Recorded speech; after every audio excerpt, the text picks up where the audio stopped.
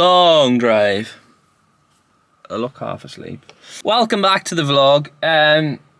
Today we are actually somewhere really exciting. I mentioned, firstly, forget all that. So we're in like sort of 3 vlogs in. This is part of the series of where I'm building a GSXR 750, restoring a GSXR 750 to give away absolutely free for you guys for the thanks. Oh, there's a guy I'm meeting. For the good guys at Bennett's who have obviously put this up for you be fit to win for free. Does that make sense? Basically, Bennett's are supplying the bike. Bennett's are paying for the building of this bike to give away to absolutely free for you to win, which is going to happen at the end. Probably 4 or 5 episodes is going to be the whole vlog. But before I mentioned, we needed to get some parts. So the bike's been stripped now and all, cleaned, all that jazz. I've made a list of what parts I need. I've now drove quite a long way to a really big classic Suzuki place. So basically, if you don't know me or anything, I race bikes, I race classic bikes as well, and I've rode for this person before at the Classic TT, so it's a Classic Suzuki team. So the stock and stuff they have here is amazing.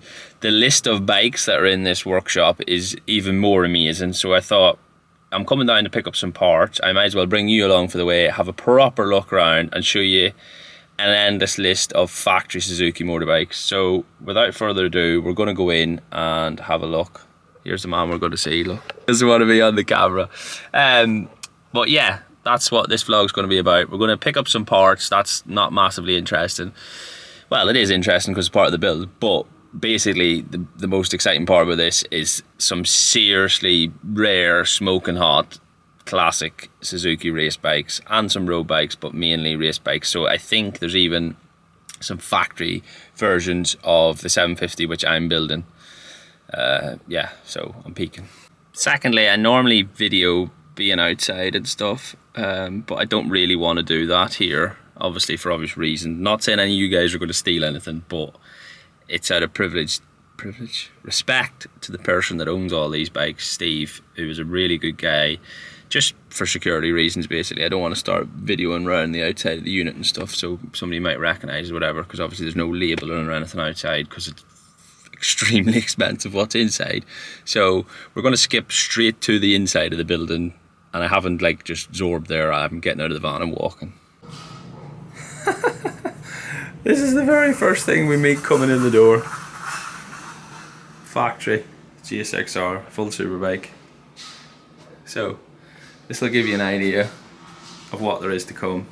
Second thing, Frankie Keeley's factory 750. And anybody know that number? This is insane.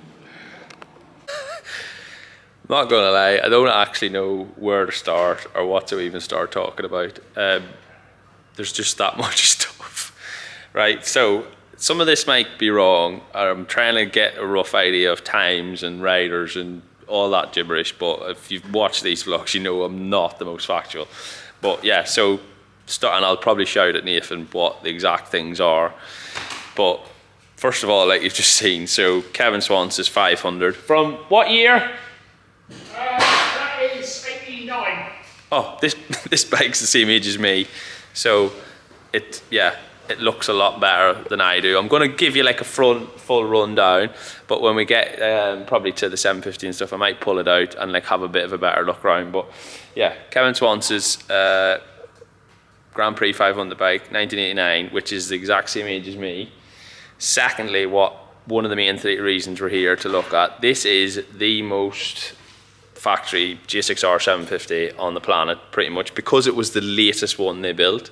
So it has got all the latest trick parts and stuff. I'm going to waz that out and let you have a look at that, because obviously the whole thing about this vlog is that we're building a road going GSXR 750. So really excited about seeing that. Next up is Kenny Roberts Jr.'s 500 bike from what year? Kenny Roberts Jr.'s bike? I'll wait till he comes back to me. Anyway, fuck me, this thing is trick. Probably the trickiest latest bike they have in here. Oh, Kenny Jr.'s bike, what year is it? That's a 2001. 2001. Check this out. absolutely beautiful.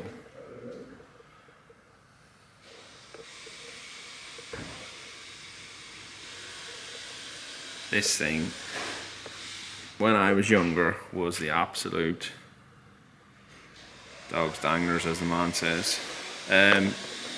Next along, another 500. Gobert's bike? Actually, go back 1997.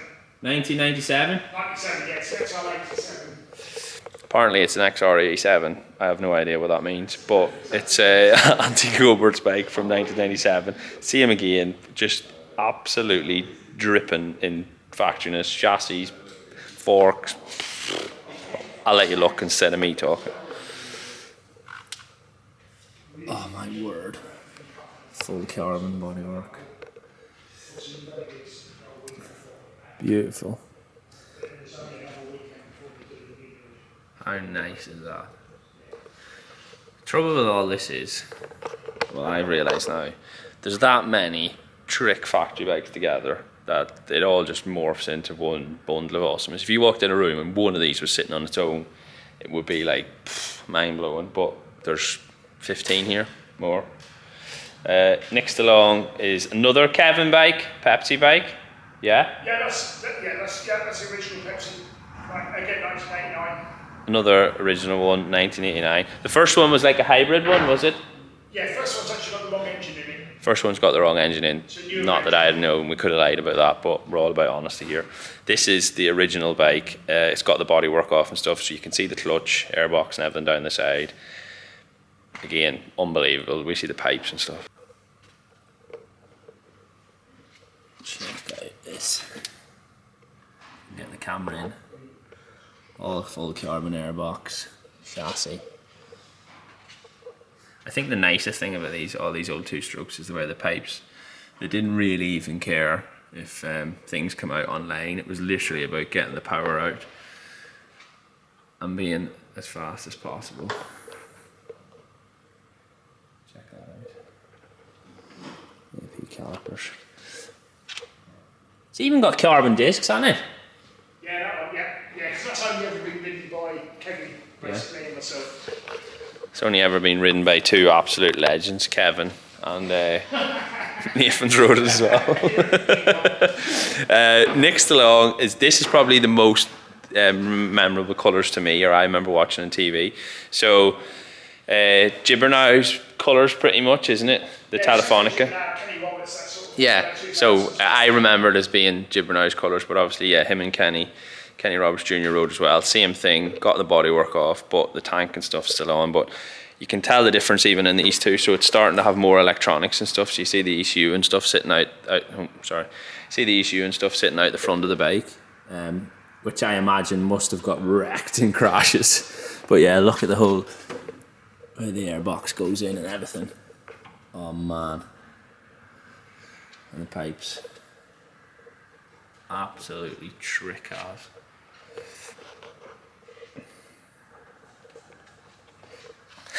It's amazing. Next along we have probably the latest factory Suzuki 250. Yeah? Exactly. What year? That's 1997. 1997. It's in the actual colours it did Grand Prix, and then it did a Dutch championship after, because a Dutch team run the bike, or there was a Dutch rider. Yeah, Dutch runner on the bike. So this is it's probably the trickiest Suzuki 250 in the world then, is it? Yeah, absolutely. Yeah, so just the trickiest 250, Suzuki 250 in the world. Nothing, but it's just hid in this group of Grand Prix bikes. You can see here now, they've even already started with the carbon brakes around, factory Nissans, factory WP forks, full carbon bodywork, air scoops, airbox, pipes. Oh my god. See, this row now is, so we've come down.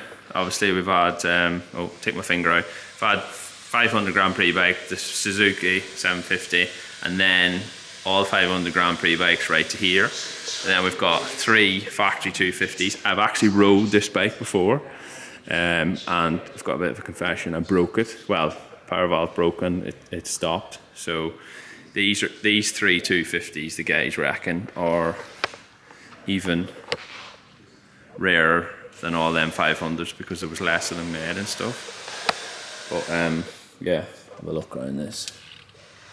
Same again, factory Nissans.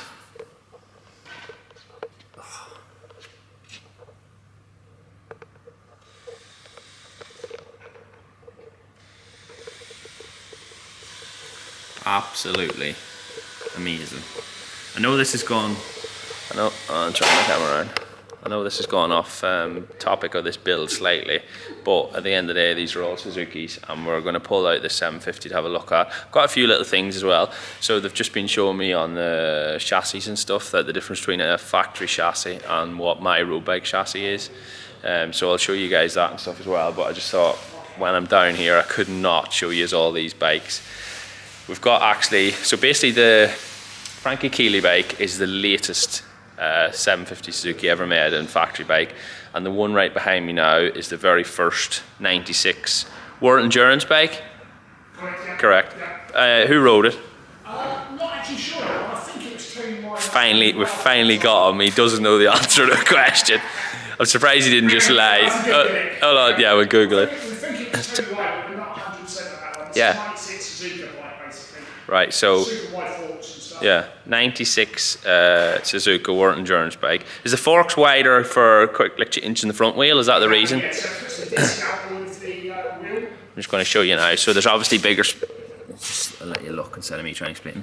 So there's bigger spacers and stuff in here. And when you look at, obviously the front mudguard's off. But when you look at it, the front wheel is spaced out quite a lot more to be able to have a quick release. Well, a sort of quick release front wheel. But yeah, this is a 96 bike. So this will have a factory chassis and everything as well. Yeah, correct. Yeah. They don't look. It's not a lot, so obviously, yeah, stuff like this is obviously all quick release. Biggest thing for endurance racing, obviously, is the filler cap. And then right back, factory swing arm, obviously. But this is probably the trickiest part. I'll show you on bikes. There's quick release rear wheel, and that brings us around to this. This is the bike that the guys are building. What sort of... Basically, the classic TT rules haven't 100% been decided yet. So in years going now, the plan is to be allowed to bring GSXR 750s, RC45s, etc., etc. So that's what this bike is getting built for. Full factory spec, factory chassis, motor, full dry clutch, see with the carbon air scoop, radiator, forks. See these are nice. Check them out. Absolutely beautiful. But yeah, so the biggest thing is obviously, like I was saying on the other World Endurance bike, for the classic TT you want to have a quick release wheel. Oh, sorry. For the classic TT you want to have a quick release wheel, and these guys have this all developed, well, remade after what the factory stuff used to be to start off with. So you can see when you drop the wheel down in, it actually falls in here, so the spindle pops out, and you can't actually. You could pretty much throw the rear wheel at it and be fit to do a pit stop. But yeah, so the place is just dripping in factory parts. There's bikes everywhere. Obviously, we've shown the very first earliest GSXR 750. I'm going to pull that one of Keeley's out and let you have a little bit of a look around that. But the biggest thing, the difference, like I was saying on the chassis, this black chassis is a bit dark. I'm going to show you another factory GSR chassis here. But the difference between a standard one, which I'm building, and the factory one, the biggest difference on the frame is the bracing on the frame, which is here. So if I show you down there, this whole part in here and right round to there is all extra stiffness in the chassis, and then it obviously goes right around that side as well. So for anybody wanting to know like what the difference is in, obviously there's a lot more parts than that on a factory bike, but on the chassis alone, that's probably the biggest difference for a bit more rigidity, less flex, and obviously gives you more performance. But yeah, I'm a little bit in awe, if I'm honest, walking around, and there's loads of other bikes under covers and stuff, more stuff, but yeah, it's just too much to take in. Look, you'll even see all the factory leathers hanging up. This is even better. So bodywork for some of them bikes that we've just looked at. More sets. Factory 500, Michael Dunlop's TT winning bodywork off this, which is Michael Dunlop's TT winning classic bike, which Steve reckons is the bike that he actually means the most to him. Yeah, out of all these here, because it's something they've built themselves, it means the most to him. But yeah. Right, so like I said earlier, I've now wheeled out the Frankie Keeley bike to have a better look around. And yeah, it's not disappointing. There's just so much factory stuff on it that you don't even see on bikes nowadays. Yeah, like, so starting straight away from the fork bottoms, all magnesium. Probably the first bike to have, or of its time to have, radial brakes. Factory Showa forks, full tops, magnesium, top yoke, bottom yoke, full Motec dash system on it. I think this probably had Morelli on it when it was when they were running it in World Superbikes. But obviously Morelli's like a coded thing, so literally when the license is up for the year, you can't use it again. Full kit radiator. Definitely got a factory chassis, swing arm, full RO exhaust system. You can see the magnesium casings and all as well. Dry clutch. Oh man, it's just absolutely beautiful. Let you have a proper look around. But there's one thing that I'm gonna show you now. Obviously, yeah, Motec plug-in loom. But I've looked at a lot of trick bikes in my time, and I have never ever seen a magnesium Showa steering damper, which is on this. Oh, if I can get it to focus. Focus there. Yeah. Trick as, but I hope you've enjoyed watching this nearly as much as I've enjoyed coming down here and seeing all these bikes. I've got my parts, we're ready to go. Obviously get straight back to, we're nearly at the stage now where we're going to be starting ready to get building again on my bike. But once again, big thank you to Bennett for making this all possible. And then obviously at the end, we're going to get the chance to give it away. So yeah, very exciting. Thanks again for watching. Please like and subscribe. See you later.